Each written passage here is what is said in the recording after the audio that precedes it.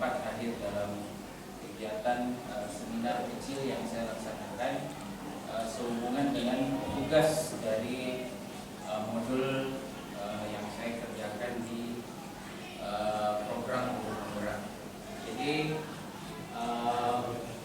tujuan saya mengadakan seminar kecil ini untuk membagi atau menyebar pemahaman tentang budaya positif yang ada, yang bisa kita lakukan di sekolah dan di kelas. Ini penting buat kita, terutama wali kelas, untuk menciptakan budaya positif di dalam kelas. Itu yang menjadi poin juga di sini. Oke, kita langsung saja ke materi budaya positif, tentang bagaimana pemahaman kita tentang konsep budaya positif di sekolah dan di kelas. Ada beberapa poin dari budaya positif itu. Yang pertama, disiplin positif, motivasi perilaku manusia positif.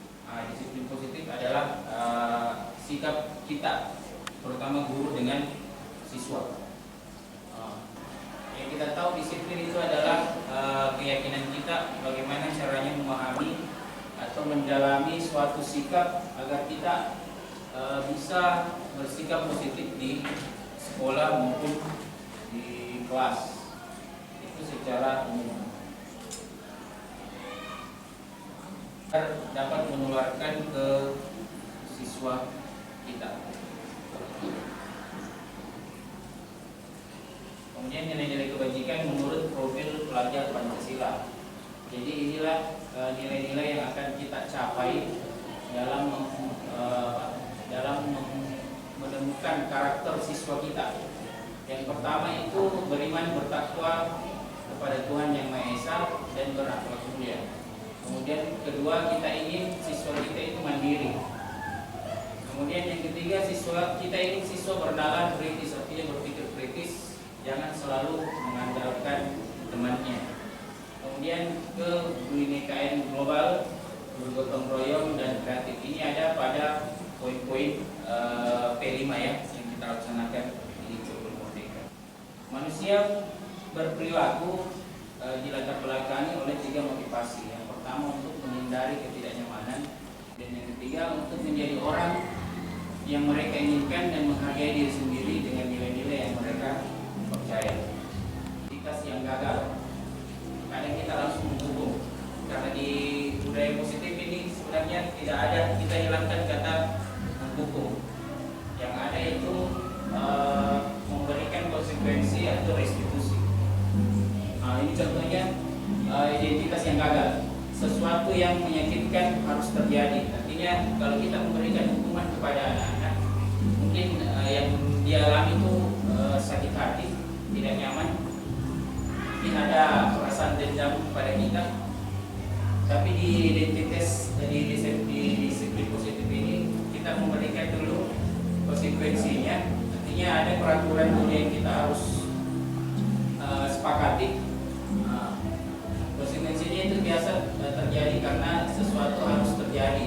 Artinya mereka melakukan sesuatu tanpa sengaja. Kemudian restitusi, bagaimana caranya mereka sadar akan kesalahannya dan dia sendiri yang mencari solusinya untuk menebus kesalahan tersebut. Mungkin Ibu bisa menjawab, Bapak Ibu bisa menjawab, melihat jawaban dari pertanyaan itu. Mengapa kita memiliki peraturan tentang penggunaan helm pada saat mengendarai kendaraan roda 2 atau motor? Mungkin jawaban Anda adalah untuk keselamatan. Kemudian yang kedua, mengapa kita memiliki peraturan tentang penggunaan masker dan mencuci tangan setiap saat? Bisa jadi jawabannya untuk kesehatan atau keselamatan. Mungkin kita bisa kembali ke aturan kelas. Mungkin biasa kita buat aturan di kelas, jagalah kebersihan. Tapi kalau di keyakinan kelas itu kita ambil secara umum, kita ambil nilai kebersihan. Berarti hal-hal, poin-poin yang berhubungan dengan kebersihan, berhubungan dengan membersihkan atau apa segala macam, itu hanya di poin kesehatan saja. Ini prosedur pembentukan keyakinan kelas. Yang pertama itu mempersilahkan warga sekolah, murid untuk mencurah pendapat tentang peraturan yang perlu disepakati di kelas. Kemudian mencatat semua masukan para murid di papan tulis kertas. Ini contoh keyakinan kelas. Keyakinan kelas untuk kelas 7 itu untuk kelas 1 SD dan kelas 5 SD. Inilah poin-poin keyakinan yang seharusnya kita aplikasikan di kelas. Jadi tidak berbentuk poin-poin aturan. Jadi seumpama ada siswa yang bermasalah atau melanggar, kita akan tanya, kamu melanggar di keyakinan yang mana? Sikap yang kau lakukan, kamu melanggar di keyakinan mana? Bisa jadi dia keyakinannya dia ada pada rasa hormat, dia tidak sopan sama guru. Nah, jadi dia harus cari dulu kesalahannya di mana. Kemudian kita tanya lagi, kira-kira untuk menebus kesalahanmu, kira-kira apa yang akan kau lakukan? Nah, mungkin lebih hukumannya lebih ke situ, bukan kita langsung yang menghakimi. Dia yang merasa bersalah, dia juga yang cari solusinya. Kita cuma membimbing mereka untuk menyelesaikan masalah tersebut. Kegiatan pendalaman keyakinan kelas, hormat, bekerja, rasa diterima dan dididik. Rasa hormat. Kalau kita lihat siswa, kalau dia hormat, pasti dia datang tepat waktu, tampak seperti itu. Tapi kalau dia tidak tampak hormat, dia sering hadir terlambat. Keyakinannya seperti itu. Mengapa menyapa teman dan guru setiap hari itu berarti dia punya rasa hormat. Tapi siswa yang tidak punya rasa hormat, tak acuh kepada teman dan guru. Bapak, Ibu, saya ingin berikan tugas. Saya akan bagikan kertas. Di situ Bapak Ibu akan menulis tugas guru di sekolah itu apa, dan tugas siswa itu sebenarnya apa di sekolah.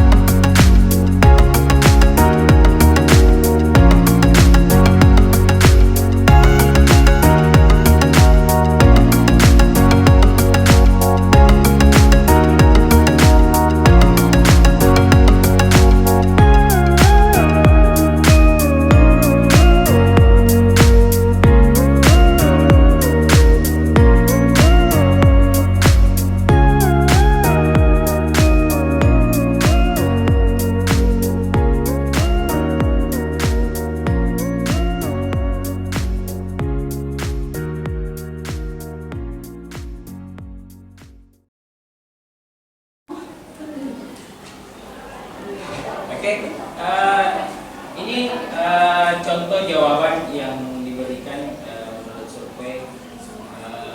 Guru tugasnya yang pertama itu mengajar, kemudian yang kedua mendidik, menjawab pertanyaan, memberi nilai, mengatur kelas, menegakkan peraturan kelas atau sekolah, menjalankan keyakinan kelas yang tadi, kemudian peduli terhadap semua murid.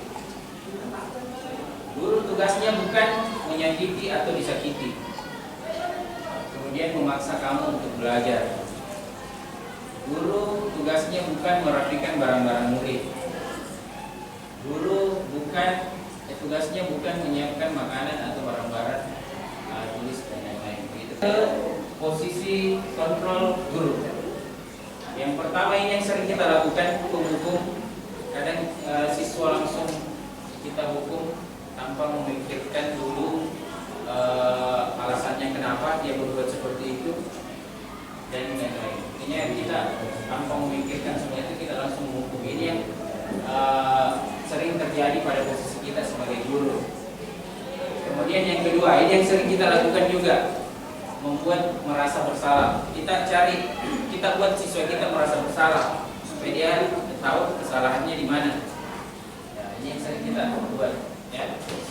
Kemudian sebagai teman ini ya mungkin Bapak Ibu guru sudah tahu kita sebagai teman ya tidak menyakiti, artinya kita berteman dengan siswa. Kita cari tahu tentang apa. Kemudian pemantau artinya pengawas. Kita tidak mendekati tapi hanya melihat dari jauh sikap dan perilaku anak kita. Kemudian manajer ini sebagai pembimbing.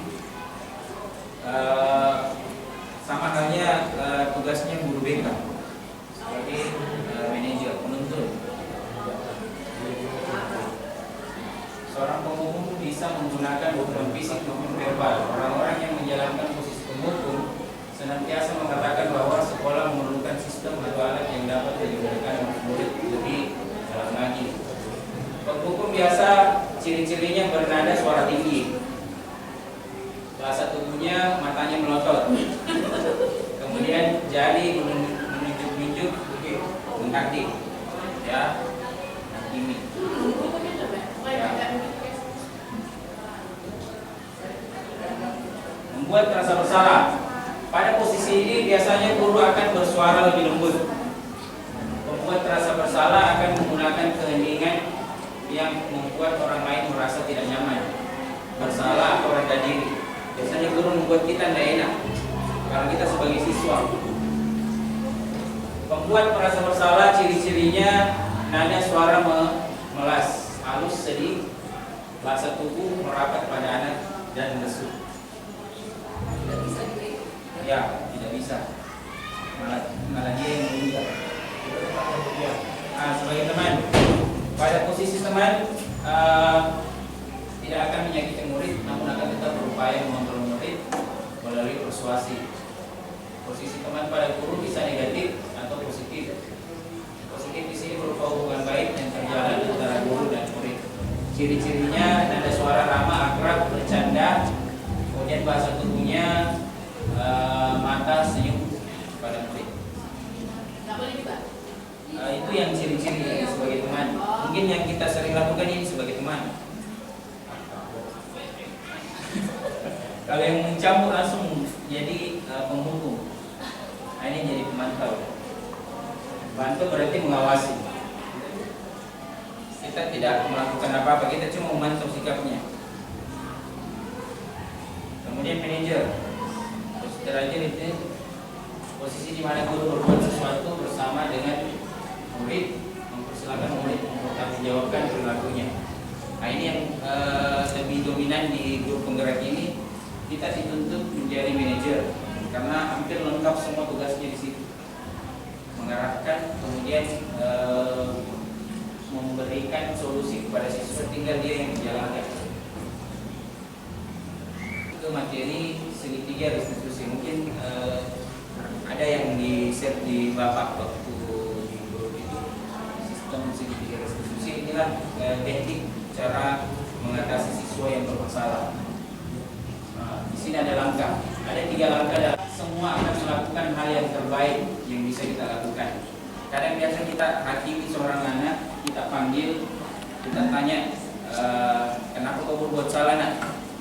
Dan saya begini bu, oh iya wajar. Kalau saya di posisinya kamu, saya juga pasti akan seperti itu. Artinya di situ proses menstabilkan identitas. artinya menyesuaikan dengan kesalahan yang dia perbuat. Kemudian langkah yang kedua, memvalidasi tindakan yang salah. Nah, ini kita tanya, apakah kau betul merasa bersalah atas perlakuan itu? Kamu bersalah melanggar keyakinan kelas yang mana? Nah, mungkin kita tanya, alasanmu berbuat begitu karena apa? Mungkin di tahap itu kita ada proses seperti itu, ya. Jadi semua perilaku memiliki alasan. Kemudian langkah yang terakhir itu menanyakan keyakinan. Nah, ini menanyakan keyakinan, di sini ada proses perbaikan. Nah, di situ kita tanya anak, kira-kira dari tingkatan pelanggaran yang kau lakukan, kira-kira konsekuensi yang cocok untuk pelanggaranmu itu apa? Kamu yang cari sendiri. Mungkin biasa ada bilang, mungkin cara saya untuk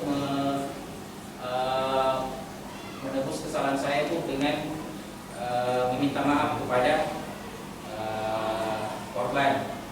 Kemudian membuat perjanjian tidak akan melakukan hal tersebut. Melakukan kesalahan. Ini biasa kata-kata yang kita berikan. Kemudian kamu bukan satu-satunya yang pernah melakukan itu. Kemudian validasi tindakan yang salah. Kamu tentu punya alasan mengapa melakukan itu. Adakah cara yang lebih efektif untuk mendapatkan apa yang kamu butuhkan? Pertanyaan yang sering muncul untuk menanyakan keyakinan. Keyakinan apa yang telah kita sepakati di kelas? Kamu ingin menjadi orang yang seperti apa? Ini contoh-contoh kalimat yang bisa kita gunakan untuk menstabilkan identitas siswa. Seumpama kita mau mengatasi masalahnya menggunakan teknik segitiga restitusi. Nah, ini kata-kata yang biasa kita gunakan. Berbuat salah itu tidak apa-apa. Tidak ada manusia yang sempurna. Saya juga pernah melakukan kesalahan seperti itu. Kita bisa menyelesaikan ini. Ya, itu yang kalimat yang cocok saat kita menghadapi siswa yang bermasalah atau melanggar keyakinan sekolah atau kelas. Kemudian validasi tindakan yang salah. Contoh kalimatnya biasa seperti ini. Padahal kamu bisa melakukan yang lebih buruk dari ini ya. Kamu pasti punya alasan mengapa melakukan itu. Kamu patut bangga pada dirimu sendiri karena kamu telah melindungi sesuatu yang penting buatmu. Kamu boleh mempertahankan sikap itu, tapi kamu harus mendapatkan sikap yang baru. Yang keyakinan, ini contoh kalimat. Apa yang kita percaya sebagai kelas atau keluarga? Apa nilai-nilai umum yang kita telah sepakati? Apa bayangan kita tentang kelas yang ideal? Kamu mau jadi orang yang seperti apa? Oke, mungkin itu yang bisa saya selesaikan. Mungkin dari Bapak Ibu ada yang mau ditanyakan terkait poin-poin dari budaya positif di sekolah.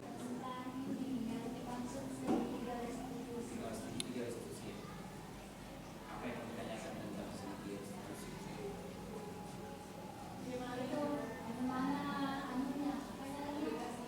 Aplikasinya, mungkin saya bisa memberikan salah satu contoh kasus.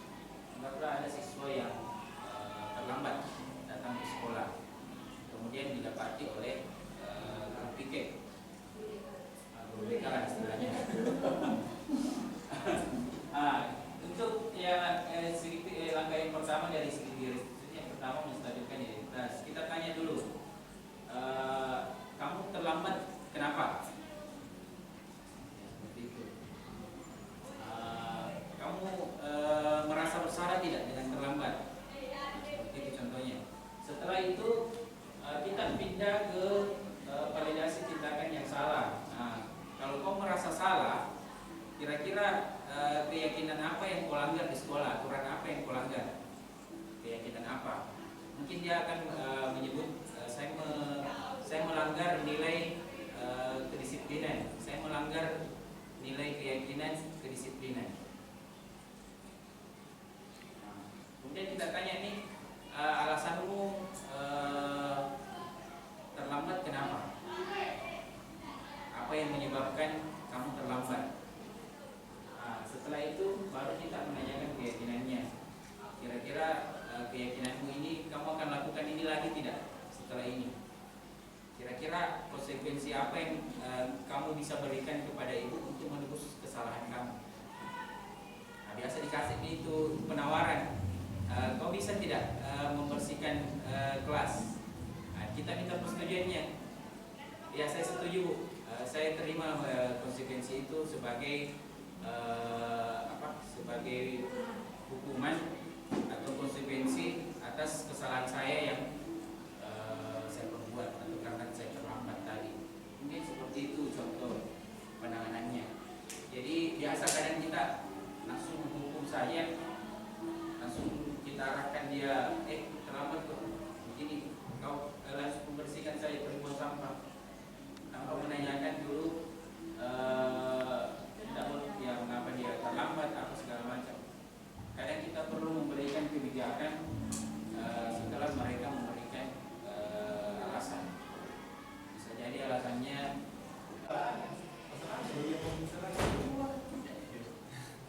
begini, ini menarik segitiga restitusi, namun melihat dengan apa yang harus dilakukan untuk mengatasi anak-anak yang metode ini itu menarik karena begini, melihat dari pernyataan Bapak untuk menangani segitiga restitusi terhadap siswa beberapa kelas, taruhlah tugas pertama tidak selesai, ini bukan cuma 1-2 orang tapi 20 orang lah satu kelas. Untuk melakukan pertanyaan-pertanyaan itu tentu tidak memakan waktu yang sedikit. Jadi untuk mengetahui semua itu, ya mungkin saya kalau 20 orang masih mending. Kalau misalkan satu kelas itu adalah 10 orang yang misalkan sama semua kelasnya tidak selesai. Ini untuk mempertanyakan semua itu sampai akhirnya memberi pertanyaan terakhir. Oh jadi apa Anda itu? Mungkin saya butuh waktu sekitar 1 minggu lah tidak mengajar di kelas untuk menyelesaikan hal-hal seperti itu. Kalau ada siswa yang tidak selesai kelasnya berapa orang? 10 orang. Oke, silahkan keluar. Jadi siapa yang mengajar, siapa yang memberi pemahaman tentang restitusi itu? Oke. Jadi untuk pembagian tugas sebenarnya untuk sebelum kita mengaplikasikan ini poin-poin segitiga restitusi, kita sebenarnya harus membuat tim dulu. Tim ini terkhusus sebagai pedoman atau sebagai cara kita, teknik kita untuk menangani yang hal seperti itu. Artinya tidak semua kita yang tangani. Jadi kita bagi tugas. Anggaplah kita yang seperti yang segitiga restitusi tadi. Anggaplah dalam satu tim itu ada 6 orang. Jadi untuk anggaplah kita ada di posisi menstabilkan identitas, menanyakan kenapa bisa seperti itu. Mungkin untuk tahap keduanya mungkin bisa dilakukan sama guru BK.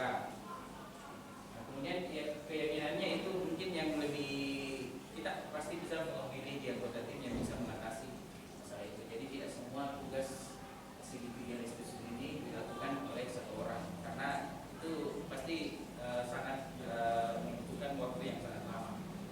Ada sistem yang harus jalan Ya, secara baik. Ya, jadi kita buat komunitas. Di dalam komunitas itu kita akan bagi tugas sistemnya. Kamu dapat bagian yang mana untuk menyelesaikan itu. Artinya tidak semua satu guru yang bisa menyelesaikan amat itu. Jadi seperti itu. Jadi untuk keyakinannya itu pasti semua siswa punya alasan kenapa dia tidak mengerjakan tugas. Kemudian dia juga pasti merasa dirinya merasa bersalah bahwa saya tidak kerja tugas, ya itu salah. Menurut dia pasti salah. Nah itulah yang tugasnya di tahap akhir menanyakan keyakinannya. Kamu tidak kerja tugas, kamu jadi apa? Disitulah bentuk kontrol kita sebagai guru tadi. Kita berada di kontrol membuat siswa merasa bersalah. Jadi kapan siswa sudah merasa bersalah, dia mungkin akan motivasinya akan untuk motivasi mengerjakan tugasnya mungkin langsung meningkat. Saya tutup pertemuan seminar hari ini. Saya ucapkan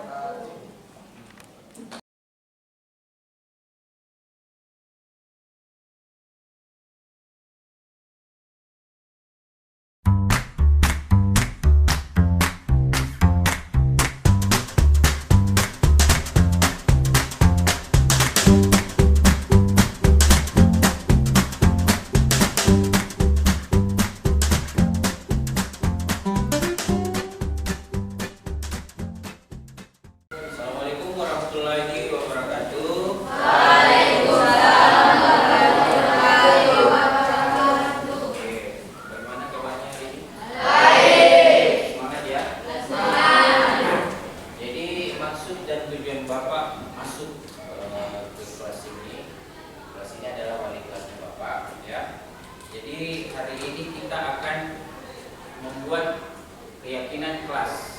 Ya, keyakinan kelas di sini maksudnya keyakinan kelas yang dibuat dalam bentuk aturan.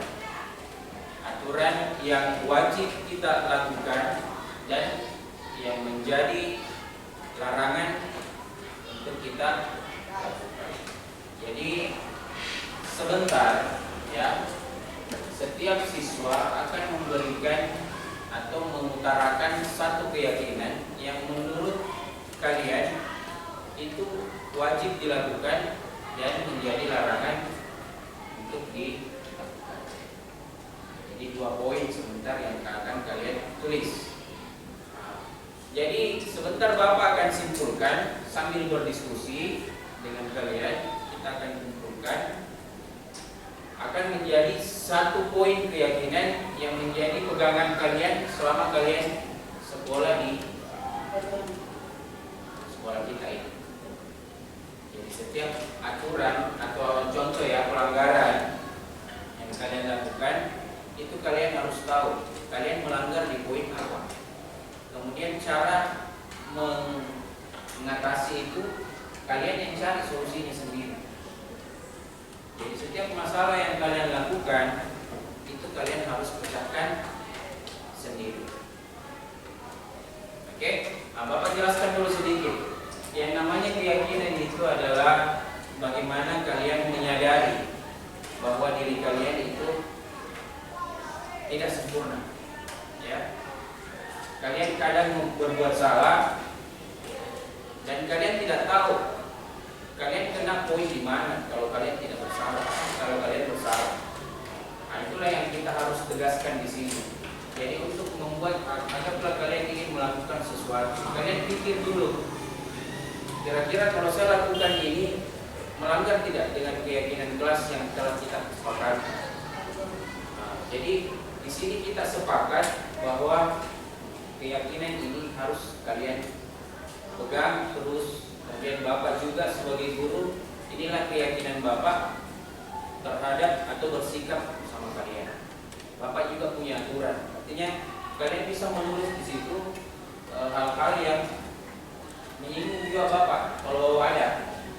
Artinya Bapak mewajibkan harus apa kalian, atau Bapak harus bersikap bagaimana sama kalian supaya kalian nyaman di dalam kelas ini. Kalian bisa tulis di sini. Ya, sebentar Bapak akan bagikan ini keyakinan kelas. Contoh, Bapak kasih contoh. Contoh 1 keyakinan itu nilai keyakinan yang pertama itu adalah disiplin. Nah, poin aturannya kita harus masuk ke dalam kelas tepat. Jadi keyakinannya di situ disiplin. Jadi kalau kita terlambat masuk, kita masuk dalam kategori orang yang tidak disiplin. Jadi kalau seandainya kalian terlambat, Bapak panggil, Bapak akan tanya, apakah kau melanggar keyakinan kelas? Keyakinan apa yang kau langgar? Poin apa? Disiplin. Cara menebusnya bagaimana? Konsekuensinya apa? Nah, itu yang kalian cari tahu. Kita sepakati di situ supaya sama-sama nyaman. Oke, sampai situ paham ya?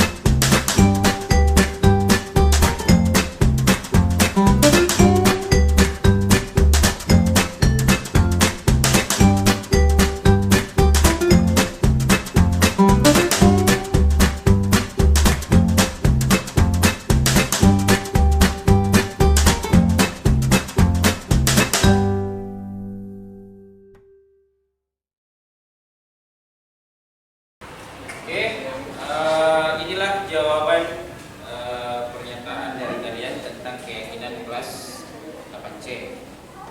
Bapak akan cek satu-satu dulu, ya. Sebentar akan ada yang naik untuk mengucapkan secara langsung apa yang dia tulis. Ya, di sini ada dari Muhammad Nurul Ikram. Katanya di sini yang wajib melakukan piket secara berurutan dan harus bersih saat melakukan piket.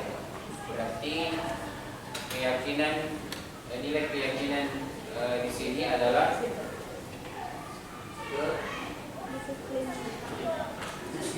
kebersihan. Ya. Jadi kebersihan masuk dalam poin keyakinan kita, ya. Itu pasti. Kemudian larangannya, tidak membawa HP saat wali kelas, tidak mengizinkan membawa. Berarti ini masuk nilai kedisiplinan dan nilai kesopanan. Oke? Satu.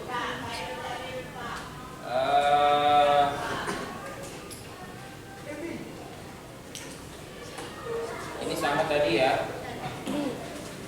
Nilainya Mutmainah membuang sampah pada tempatnya sama tadi ya.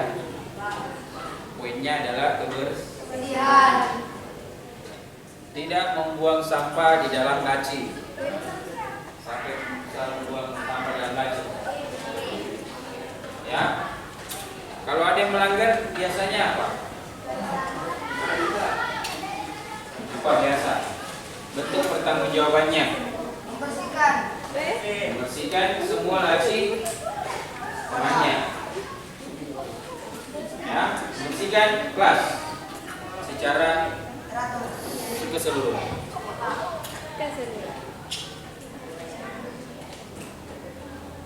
Nurainun, tidak boleh membuat kekerasan saat membuat kesalahan. Artinya di sini sudah salah, dia yang ngotot emosi. Nah, ini salah, ya. Ini masuk dalam poin keyakinan menghormati, ya, sopanan. Kemudian tidak boleh mempajak-pajak. Nah, ini disiplin dan keamanan. Ya. Oke.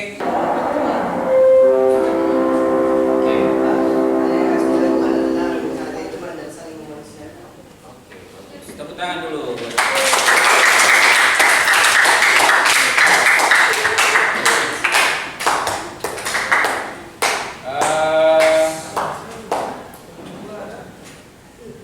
Ririn.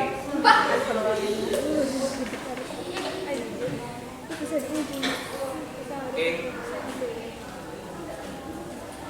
Coba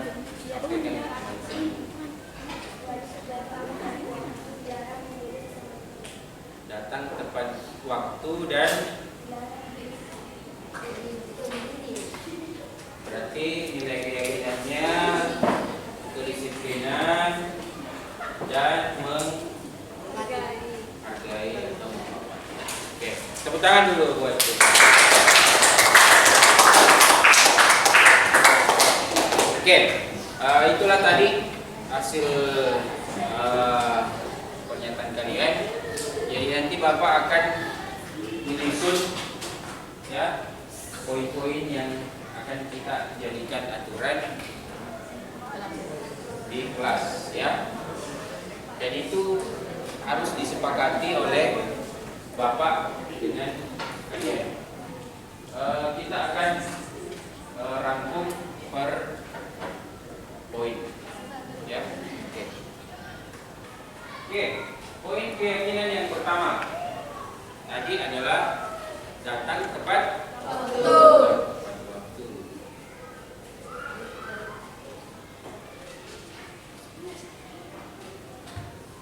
Ini datang tepat waktunya di kelas atau di sekolah? Di sekolah. Ke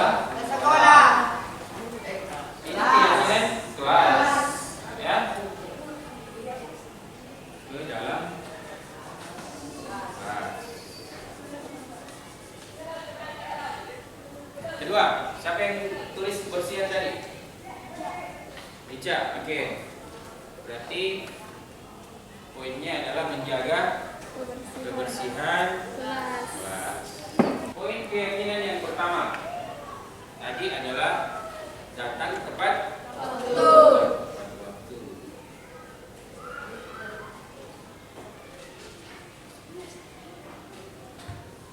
Ini datang tepat waktunya di kelas atau di sekolah? Sekolah. Ke Sekolah. ini keyakinan kelas, ya. Ke dalam kelas.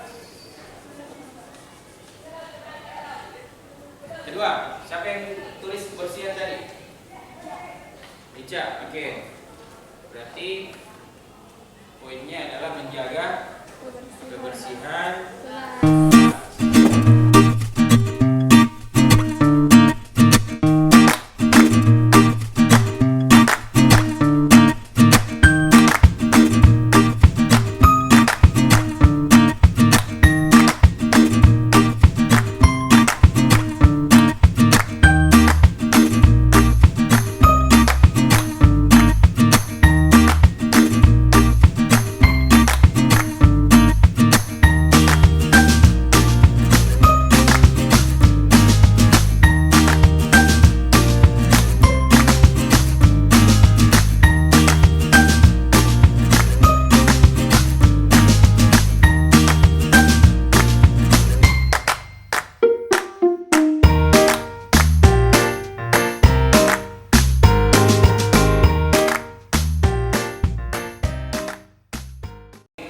Sampai di sini, Bang ucapkan terima kasih. Assalamualaikum warahmatullahi wabarakatuh.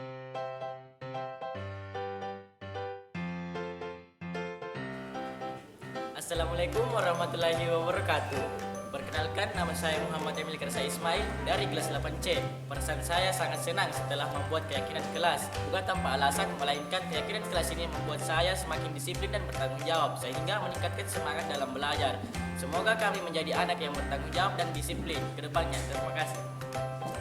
Assalamualaikum warahmatullahi wabarakatuh. Saya Nabila dari kelas 8C.